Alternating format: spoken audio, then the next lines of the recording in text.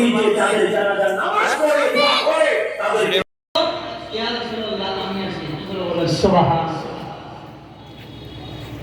তাহলে এখন চিন্তা করে দেখেন আজকে একদম দিনের পর ধরে গেলেন ইয়া রাসূলুল্লাহ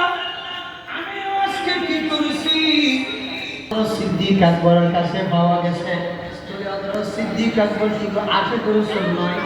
আমারও জিন্দেগানি আমার রসুল যেগুলো পছন্দ করে সুন্দর দেহ হিসাবে যেগুলো ভালোবাসে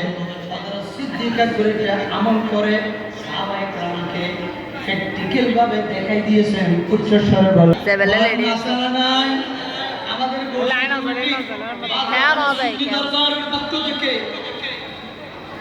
ধ্যান দিয়েছে অনেক চলা আসলে নেই মিলাদুন নবী সালাতে অনেক হাজার আছে তাহলে চিন্তা করে দেখেন আমাদের মধ্যে সাংগঠনিকভাবে আমার পাড়া প্রতিবেশীর মধ্যেও যদি কেউ আক্রান্ত হয় এখানে দেখতে যায় সেবা করে এবং কাকে সান্ত্বনা দেওয়ার জন্য চলে যায় যাই হোক আমার উদ্দেশ্য কথা হলো ওইটাই নবী সবসে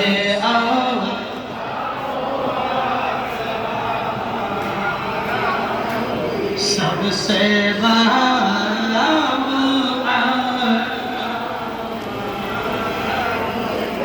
की बोलो बुझ गई है जिसके आगे सबकी मशगले शमअ लेकर आया हमारा नबी কারণ সমস্ত ঈমানি নূরানি নক্ষত্র একজনের পর একজন আদম আলাইহিস সালাম থেকে ঈসা পর্যন্ত প্রত্যেকটা নূরানি মশাল নিয়ে প্রত্যেক পয়গম্বর আসছিল একজনের পর একজন চলে গেছে